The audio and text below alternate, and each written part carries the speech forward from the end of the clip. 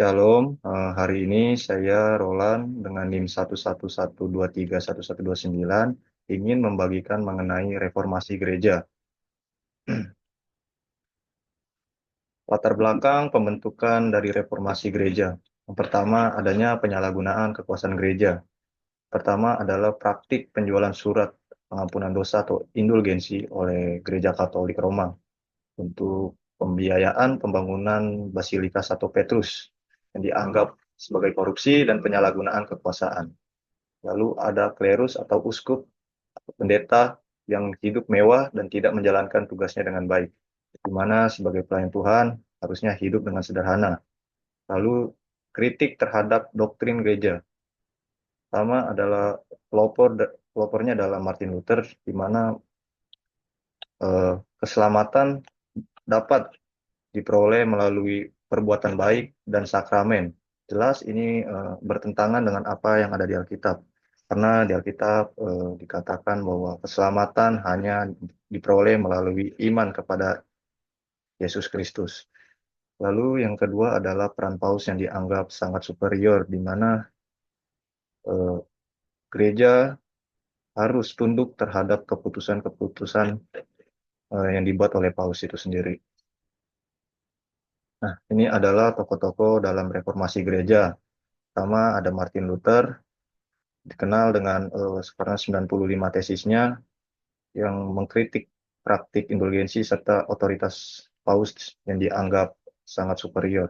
Lalu kedua ada John Calvin, reformasi yang dilakukannya di Prancis yang membawa ajaran Kristen Protestan di sana. Sebenarnya masih ada banyak lagi selain dua tokoh reformasi ini ya. Lalu ini adalah perkembangan-perkembangan reformasi gereja. Yang pertama adanya kritik terhadap ajaran gereja pada saat itu. Munculnya pemikiran-pemikiran jemaat yang merasa bahwa gereja sudah melakukan praktik yang tidak baik dan juga doktrin-doktrin yang diajarkan gereja sudah melenceng dari ajaran kitab suci. Lalu munculnya tokoh-tokoh yang menggeraki gerakan reformasi ini, yaitu seperti yang tadi Martin Luther, John Calvin, Zwingli, dan lain-lain ya.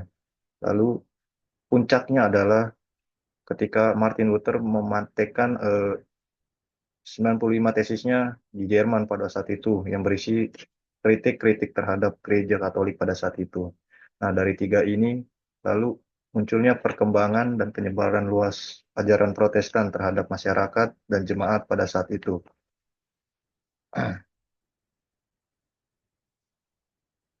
Nah, dampak-dampak dari reformasi gereja cukup signifikan. Pertama, adanya pembentukan gereja Protestan hingga saat ini. Banyak denominasi yang berdiri hingga saat ini. Namun dengan pembentukan gereja Protestan hari ini juga terjadi banyaknya perpecahan di dalam gereja. Ini adalah kekurangan dari kita sebagai seorang Protestan. Yang kedua adalah perkembangan ilmu pengetahuan. Seseorang boleh berpikir luas tanpa takut dengan ajaran atau tentangan dari gereja.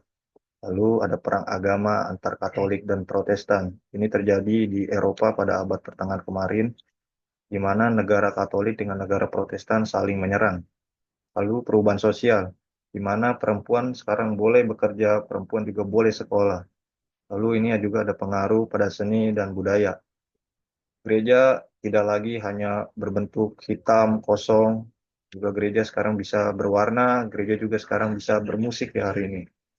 Lalu inilah yang terakhir, secara etimologi atau pengertian dalam asal-usul kata, Protestan merupakan kependekan kata dari bahasa Latin yaitu protestanum. Dan bahasa Inggrisnya adalah pro-testament. Pro diartikan memihak, memilih, atau kepada. Sementara testanum atau bahasa Inggrisnya testament berarti perjanjian, merujuk kepada Alkitab. Hari ini kita orang Protestan bukan hanya sekedar protes-protes saja kepada ajaran Katolik, namun kita hanya kembali kepada pengajaran yang diajarkan oleh para nabi, para rasul, dan oleh Yesus Kristus itu sendiri yang semuanya tercatat di dalam Alkitab. Terima kasih, ini saja yang bisa saya sampaikan. Mohon maaf untuk kekurangan yang ada di dalam presentasi ini. Terima kasih.